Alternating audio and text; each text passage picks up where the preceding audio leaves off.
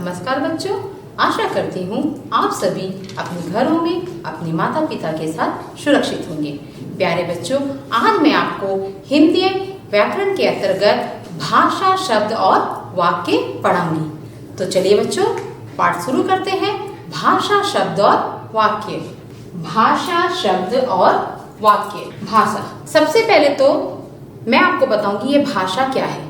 प्यारे बच्चों, भाषा हम अपनी बातों को दूसरों तक पहुंचाने के लिए जिस साधन का प्रयोग करते हैं वह है भाषा। चलिए जानते हैं भाषा।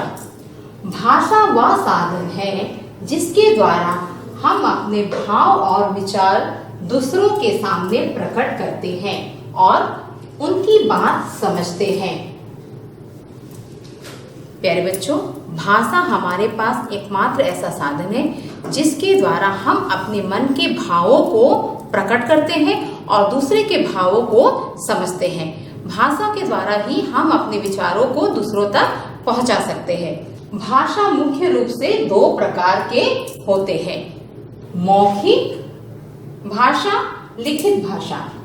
प्यारे बच्चों, भाषा जो है मुख्य रूप से दो प्रकार के होते हैं, एक है मौखिक भाषा और दूसरा है लिखित भाषा। मौखिक भाषा वह होता है जिसके द्वारा हम अपने भावों को बोलकर प्रकट करते हैं और लिखित भाषा में हम लिखकर अपने मन के भावों को दूसरों के सामने प्रकट करते हैं। मौखिक भाषा, अपने विचारों को बोलकर व्यक्त करना। मौखिक भाषा के अंतर्गत हम क्या करते हैं, अपने विचारों को बोलकर प्रकट करते हैं। तो इसका उदाहरण क्या क्या हो सकता है, जैसे हम कहानी सुनाते हैं या फिर कोई जब अपना भाषण देता है या हम टेलीफोन में किसी से बात करते हैं तो यह मौखिक भाषा होगा। दूसरा है लिखित भाषा, अपने विचारों को लिखकर व्यक्त करना। लिखित भाषा में हम क्या करते हैं, अपने जो विचार है दूसरों तक पहुंचाने के लिए हम क्या करते हैं, लिखते हैं। जैसे हम किसी को पत्र लिखते हैं या फिर कहानी लिखते हैं, है ना।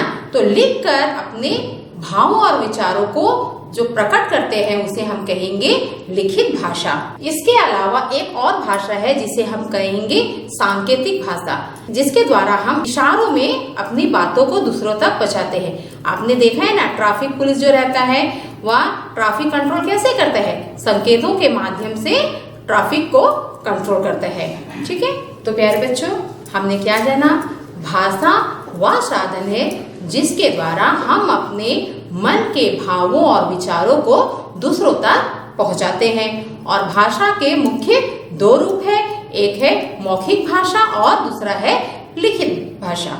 मौखिक भाषा में हम अपने विचारों को बोलकर प्रकट करते हैं और लिखित भाषा में हम अपने विचारों को लिखकर प्रकट करते हैं। तो चलिए बच्चों, आगे बढ़ते हैं। शब्द। भाषा तो आपने जान लिया, अब हम जानेंगे शब्द। शब्द क्या है बच्चों, दो या दो से अधिक वर्णों के मेल से बने सार्थक समूह को शब्द कहते हैं। प्यारे बच्चों, शब्द हम किसे कहेंगे, दो या दो से अधिक जब वर्ण मिलेंगे तो उनसे बनेगा शब्द। वो भी कैसा होना चाहिए, सार्थक समूह। जैसे अगर ये का है, का कोई शब्द है नहीं, ला कोई शब्द है नहीं, लेकिन का और ला जब मिल जाएंगे, का ला कल, तो एक शब्द बन जाएगा। तो हम कह सकते हैं दो या दो से अधिक वर्णों के मेल से बने सार्थक समूह को शब्द कहते हैं। एक वर्ण से शब्द नहीं बनेगा, शब्द बनने के लिए दो वर्ण या उससे अधिक वर्णों की आवश्यकता होगी। जैसे मैंने आपको बताया काला कल, उसी तरह का मा ला कमल, यहाँ तीन वर्ण मिलकर एक शब्द बन गया कमल। शब्दों का वर्गीकरण, यानी शब्दों को हम बांटेंगे किसके आधार पर, अर्थ की दृष्टि से शब्द दो प्रकार के होते हैं। अर्थ की दृष्टि से शब्द दो प्रकार के होते हैं, एक है सार्थक शब्द और दूसरा है निरर्थक शब्द। दो प्रकार के शब्द हुए, सार्थक शब्द और निरर्थक शब्द। सार्थक शब्द, सार्थक शब्द हम किसे कहेंगे? वर्णों के मेल से बने ऐसे शब्द जिनका कोई ना कोई अर्थ होता है। वर्णों के मेल से बना ऐसा शब्द जिसका कोई ना कोई अर्थ होता है, उन्हें हम कहेंगे सार्थक शब्द। वे सार्थक शब्द कहलाते हैं। जैसे आदमी, आदमी एक सार्थक शब्द है। भोजन, गमला, जहाज आदि। तो सार्थक शब्द हम किसे कहेंगे? वर्णों के मेल से बने ऐसे शब्द जिनका कोई अर्थ होता है, वह सार्थक शब्द कहलाता है। उदाहरण मैंने आपको बता दिया, आदमी, भोजन, गमला, जहाज, और भी कोई शब्द हो सकता है, घोड़ा, माली, ये सभी सार्थक शब्द है क्योंकि इनका अर्थ है। निरर्थक शब्द। अब निरर्थक शब्द हम किसे कहेंगे? जिन शब्दों का कोई अर्थ नहीं निकलता, उन्हें निरर्थक शब्द कहते हैं।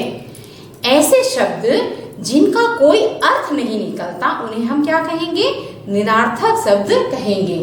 जैसे खाना वाना, दाल शाल, चाय वाय आदि। इसमें देखिए, खाना तो एक सार्थक शब्द है, लेकिन वाना यहाँ में दाल के साथ शाल, चाय के साथ वाय, इनमें वाना, साल, वाय निरर्थक शब्द है।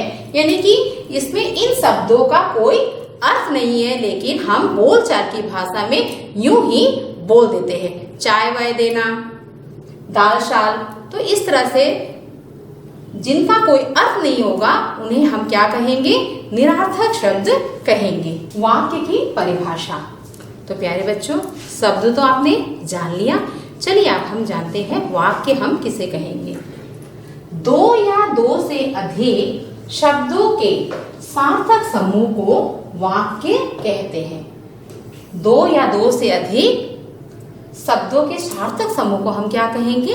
वाक्य कहेंगे। जैसे अगर यहाँ लिख दिया घोड़ा,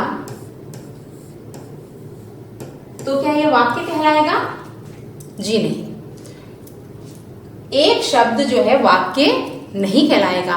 वाक्य में दो या दो से अधिक शब्दों का होना जरूरी है। जैसे घोड़ा दौड़ रहा है।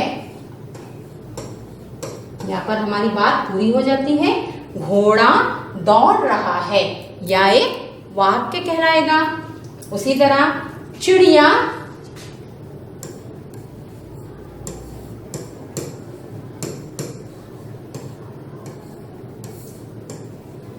उड़ रही है, या भी एक वाक्य कहलाएगा। तो हम क्या कह सकते हैं? दो या दो से अधिक शब्दों के सार्थक समूह को वाक्य कहते हैं। मैं कुछ उदाहरण आपको और बताती हूँ। कुछ वाक्य इस प्रकार हैं, जैसे मीना खिलौनों से खेल रही है, यह एक वाक्य है। यह चित्र कितना सुंदर है, यह एक वाक्य है। मैंने आम खाया, यह भी एक वाक्य है। अगर मैं यहाँ पे खाली मैंने या आम लिखे, मैंने आम, तो यह एक वाक्य नहीं बनेगा। मैंने आम खाया, यह एक वाक्य कहलाएगा। क्या तितली फूल पर बैठ गई है, यह भी एक वाक्य है। क्या तितली फूल पर बैठ गई है, यह भी एक वाक्य है।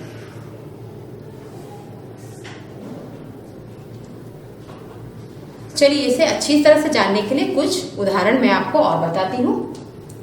रीना, नीना तुम कहाँ जा रही हो, यह एक वाक्य है। नीना तुम कहाँ जा रही हो। नीना शिमला, एक शब्द में उन्होंने उत्तर दिया। रीना, वहां तुम किसके साथ जा रही हो। फिर नीना कहती है पापा के साथ। अब देखते हैं हम इसमें, इन वाक्यों में कुछ वाक्य शब्दों के समूह में है और कुछ एक शब्द में। एक शब्द के वाक्यों में शिमला, का भाव है। एक शब्द में कहा ना उसने, तुम कहाँ जा रही हो, तो उसने क्या कहा, शिमला। तो शिमला का भाव है कि मैं शिमला जा रही हूँ। एक शब्द शिमला का जो भाव है उसमें है मैं शिमला जा रही हूँ। और पापा के साथ का भाव है कि मैं अपने पापा के साथ जा रही हूँ। यद्यपि एक शब्द अर्थ का बोध करा रहा है।